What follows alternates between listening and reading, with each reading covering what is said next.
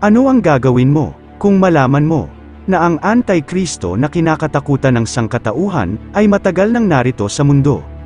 Ngunit paano naman kung malaman mo na ang tinutukoy na Antikristong ito ay katulad lamang ni Hesukristo na kathang-isip lamang ng mga tao? Sasabihin mo bang ito ay gawa lamang ng demonyo upang lituhin ang iyong pananampalataya? O tatanggapin mo ang katotohanan na kulang ang ating kaalaman tungkol sa ating kasaysayan? Ang Antichrist o Antikristo ay ang isa sa pinakakinakatakutang salita sa Kristiyanong mundo. Hindi nagkakaintindihan ang mga tao sa kung ano ba talaga ang ibig sabihin ng salitang ito. Sapagkat pinaniniwalaan ng iba na ito ay ang anak ni Satanas at habang ang iba naman ay nagsasabi na ang Antikristo ay ang demonyo umanong kakambal ni Hesukristo. Ang salitang ito ay madalas ring gamitin ng mga relihiyosong tao bilang pantawag sa anumang bagay na hindi nila gusto. Ang madalas maakusahan bilang Antikristo ay ang mga international organizations gaya ng United Nations, mga ibang relihiyon, mga sikat o maimpluwensyang tao, mga gamot at bakuna, at maski ang mga cartoon characters ay madalas ring maakusahan bilang mga Antikristo. Ngunit kahit hindi nagkakasundo ang mga tao sa kahulugan ng Antichrist, ay nagkakaisa pa rin ang mga ito sa ideya na ang paglitaw ng Antikristo ay ang senyales na magwawakas na ang mundo.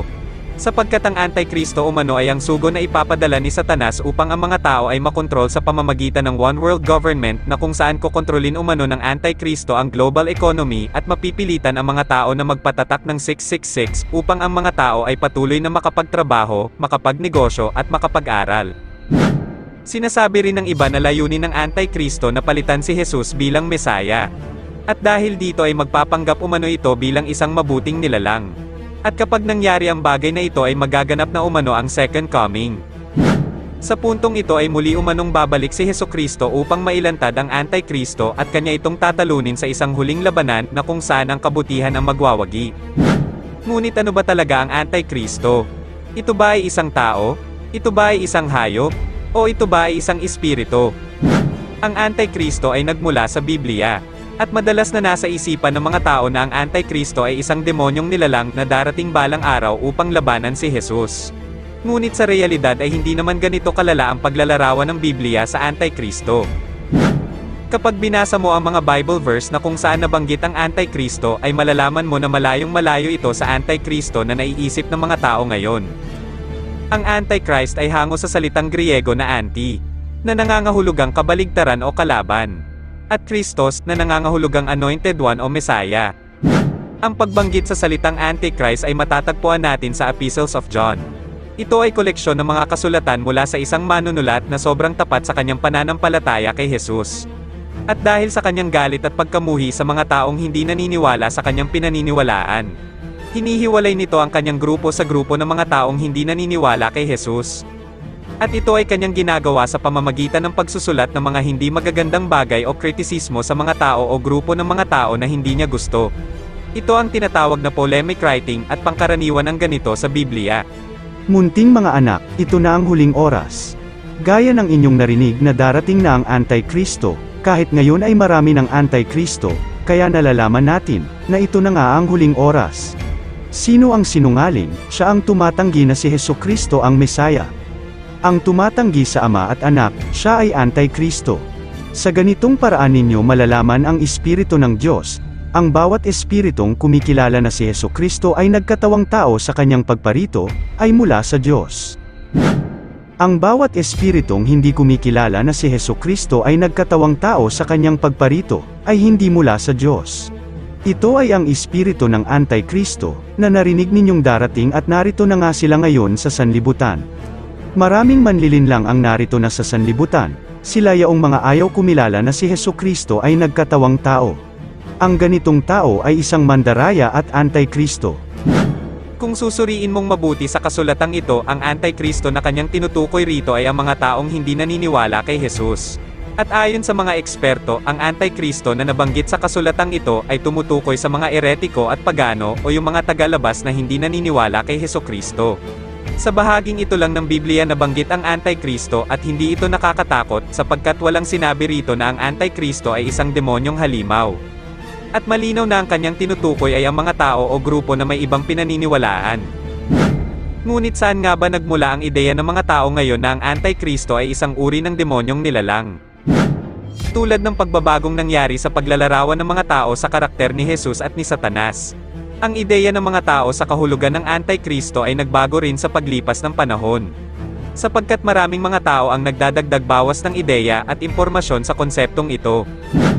Noong mga panahon na nagsisimula pa lamang ang paglaganap ng Kristyanismo, ang lipunan ay puno ng kaguluhan, ng stress at ng anxiety. At dahil sa mga pasakit at pagdurusa na naranasan ng mga tao noon, ang mga tao ay naghanap ng masisisi sa lahat ng mga hindi magagandang bagay na nangyayari. Inisip ng mga ito na may satanista o demonyong nilalang na nagkokontrol sa mga bagay-bagay at pinipigilan nito si Jesus na matulungan ang sangkatauhan. At dahil sa kagustuhan ng mga tao na mahanap ang masamang nilalang na kanilang sisisihin, kinuha nila ang karakter ng Antikristo at binigyan nila ito ng kakaibang kahulugan at pinaghalo-halo nila ang mga ideya mula sa magkakaibang libro sa Biblia at pinilit nilang pinalabas na may koneksyon o kaugnayan ang mga ito sa Antikristo. Ang pinakaunang tao na bumago sa kahulugan ng Antikristo ay ang obispo na nagngangalang Irenaeus. Noong circa 180 AD, isinulat nito ang kanyang libro na pinamagatang Against Heresy at sinabi niya rito na ang Antikristo ay isang klase ng makapangyarihang hari na ipinadala ng demonyo upang iligaw ang mga tao. Naisip niya na ang misteryosong karakter na nabanggit sa Second Book of Thessalonians na kung tawagin ay tao ng kasalanan at taong walang kinikilalang kautusan ng Diyos ay konektado sa Antikristo na nabanggit sa Letters of John. Bukod pa rito ay hinalo rin niya ang ideya niyang ito sa Book of Daniel na kung saan nabanggit ang isang halimaw na may 10 sungay. Ayon sa kanya, ito umano ay isang propesya na ang Roman Empire ay mahahati sa 10 kaharian at susunod ang pagdating ng Antikristo upang maghari. At higit sa lahat ay kinonekta rin niya ang ideya niyang ito sa Book of Revelation na kung saan nabanggit ang notorious number na 666 o yung number of the beast.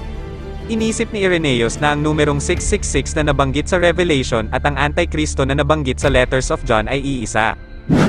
Dahil sa kakaibang koneksyong ginawa ni Irenaeus sa mga Bible verse na ito ay unti-unting nagbago ang pagkakaunawa ng mga tao sa Antikristo.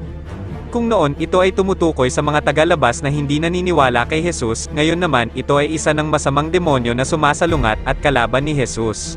At dahil dito ay lalo pang lumala ang pag-aakala ng mga relihiyoso na may paparating na isang halimaw o demonyong nilalang bago mangyari ang pagwawakas ng mundo. Matapos baguhin ni Irenaeus ang kahulugan ng Antichrist, hindi na napigilan ng iba pang manunulat na magdagdag ng sarili nilang ideya sa konseptong ito. Ang sumunod na nag-ambag ng sarili niyang ideya tungkol sa Antikristo ay ang author na nagngangalang Tertullian. Ayon sa kanya, nahulaan umano ng mga propeta na ang Roman Empire ay mahahati sa 10 kaharian at ang pagbagsak nito ay ang magbibigay daan upang lumitaw sa mundo ang Antikristo. Tulad ni Irenaeus, pinaghalo rin ni Tertullian ang Antikristo na nabanggit sa Letters of John at ang tao ng kasalanan na nabanggit sa The Second Book of Thessalonians. Ang pangatlong writer na nagdagdag ng kanyang ideya tungkol sa Antikristo ay si Hippolytus. Ayon sa kanya, ang Antikristo ay darating sa mundo at ito ay magtatayo ng templo sa Temple Mount sa Jerusalem na kung saan ito ay mamumuno bilang isang hari. Hindi lang niya basta dinagdagan ng takot ng mga tao sa Antikristo noong magbigay siya ng sarili niyang ideya tungkol sa pagdating nito. Dahil nagpakalat rin siya ng malawakang galit sa mga Hudyo noong sabihin niyang ang Antikristo ay magmumula sa tribo ng mga Hudyo na kung tawagin ay Tribe of Dan. Ngunit ang mga ito ay nagmula lamang sa kanyang kaisipan.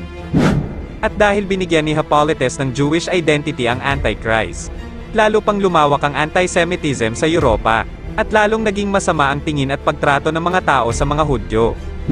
Lumalabas na ang pagbabago sa kahulugan ng Antikristo ay nangyari sa simula ng kasaysayan ng Kristyanismo.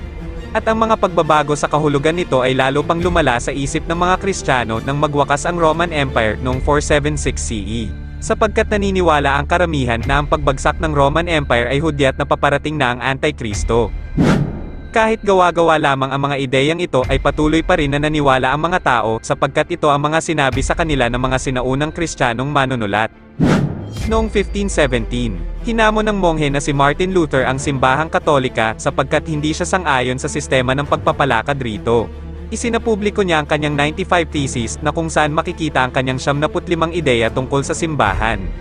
Ang thesis na ito ay nagsilang ng panibagong bersyon ng Kristyanismo at ito ay ang tinatawag na Protestantism. Matapos ito ay inakusahan ni Martin Luther ang sistema ng pagkakaroon ng Santo Papa bilang Antikristo sapagkat naniniwala siya na ang mga Santo Papa ay nais palitan ang pwesto ni Hesukristo bilang Mesaya. Binago ni Martin Luther ang pagtingin ng mga protestanteng Kristiyano sa ideya ng Antikristo. Kung noon ang Antikristo ay nilelabel lang nila sa mga taong hindi nila gusto, ngayon naman ay nilelabel na rin nila ito sa mga organisasyon at mga samahan. Ang mga pagbabagong ibinigay ng mga sinaunang Kristiyanong manunulat sa Antichrist figure ay nanatili hanggang sa pagpasok ng 21st century. Sa modernong panahon, ang kahulugan ng Antikristo ay nahahawig na sa karakter ng isang satanistang nilalang o demonyong halimaw na darating umano sa mga huling araw upang subukan ang kapangyarihan at otoridad ni Hesukristo.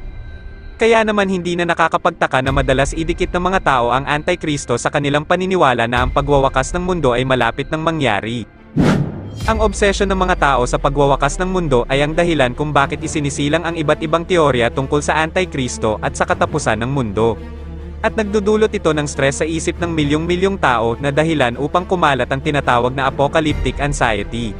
Ito ay ang hindi magandang obsesyon ng mga tao sa ideya ng katapusan ng mundo kaya naman pinipilit nilang hulaan kung kailan ito mangyayari. Kung sino-sino ang inaakusahan nila bilang Antikristo. At pinaghahanda nila ang mga tao base sa kanilang paranoia na magwawakas na ang mundo.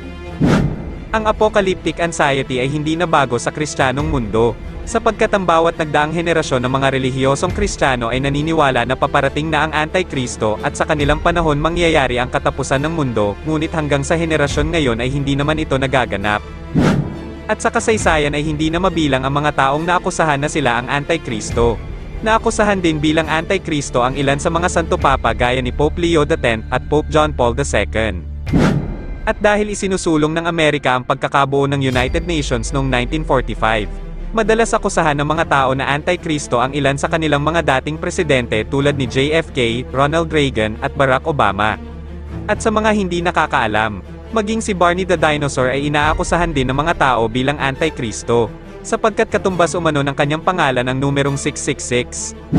Ang internet ay bahagi na ng pang-araw-araw na buhay ng sangkatauhan. At maging ang www na matatagpuan sa link ng mga websites ay itinuturing rin ng maraming tao bilang Antikristo. Sapagkat katumbas umano nito ang numerong 666. At noong 2019, ang isang leader mula sa Russian Orthodox Church ay binalaan ng mga tao na ang mga smartphones at modernong teknolohiya ay Antikristo. At maging ang mga kilalang tao na sila Bill Gates, Mark Zuckerberg, at Steve Jobs ay inaakusahan din bilang mga Antikristo. Ganoon na rin ang mga international organizations gaya ng United Nations, NATO, European Union, World Bank, at ASEAN. Dahil ang mga ito umano ay patungo sa One World Government. Maski ang entertainment industry tulad ng Hollywood at Disney ay inaakusahan din ng mga tao bilang Antikristo. Sapagkat naglalagay umano ang mga ito ng mga secret code sa kanilang mga pelikula at kanta. At higit sa lahat maging ang extraordinaryo ay madalas din sabihan ng mga tao bilang Antikristo. Dahil sa patuloy na kumakalat ng mga teorya ay lalong lumalala ang obsesyon ng mga tao sa Antikristo at katapusan ng mundo. Sa katunayan ay nakakabahala na ito sapagkat kasabay nitong kumakalat ang apocalyptic anxiety sa lipunan. Ang superstition at ang takot ay mabilis kumalat sa lipunan sa tuwing nai-stress ang masa. At ang hangad ng bidyong ito ay ang tanggalin ang takot at superstition sa ideya ng Antikristo at katapusan ng mundo sa pamamagitan ng pagsilip sa kasaysayan. Tulad ng karakter ni Satanas at ni Jesus, ang Antikristo ay mayroon ring malinaw na kasaysayan at hindi ninyo ito dapat katakutan. Lagi mong tandaan na ang pagtalakay sa mga usaping humahamon sa ating kaalaman tulad nito ay hindi kabaliwan. Sapagkat ang tunay na kabaliwan ay ang patuloy mong pagkapit sa mali mong pinaniniwalaan kahit na ang mga ebidensya ay inilatag na sa iyong harapan. Ano ang masasabi mo kaibigan? Maaaring mag-iwan ka na lang ng iyong komento sa ibaba para sa magandang usapan. Naway biyayaan kayo ng supreme ng pag-ibig at katotohanan ng kalawakan.